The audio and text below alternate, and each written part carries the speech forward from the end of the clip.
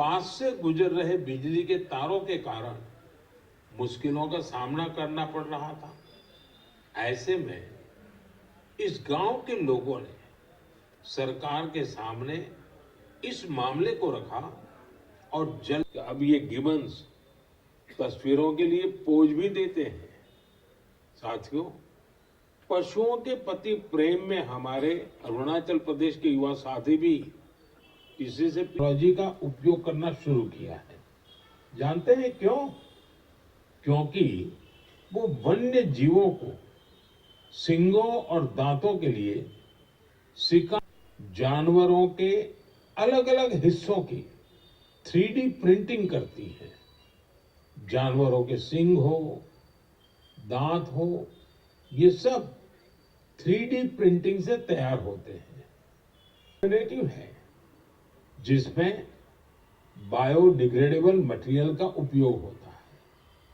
ऐसे अद्भुत प्रयासों की जितनी भी सराहना की जाए, अधिक स्टार्टअप्स इस क्षेत्र में सामने आए ताकि हमारे पशुओं की रक्षा हो सके और परंपरा भी चलती रहे।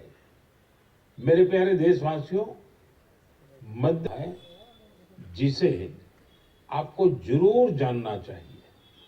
वहां पर हमारे सफाई कर्मी भाई बहनों ने कमाल कर दिया है।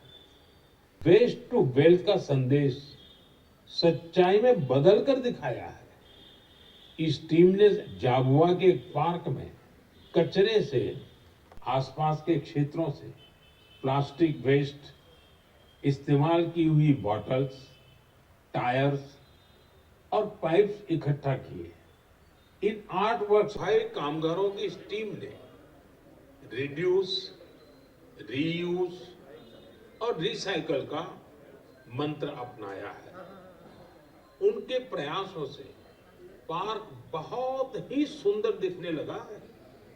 इसे देखने के लिए स्थानीय लोगों के साथ ही मुझे खुशी है कि आज हमारे देश में कई सारी स्टार्टअप टीम भी पर्यावरण को बढ़ावा देने के लिए ऐसे प्रयासों से जुड़ रही है।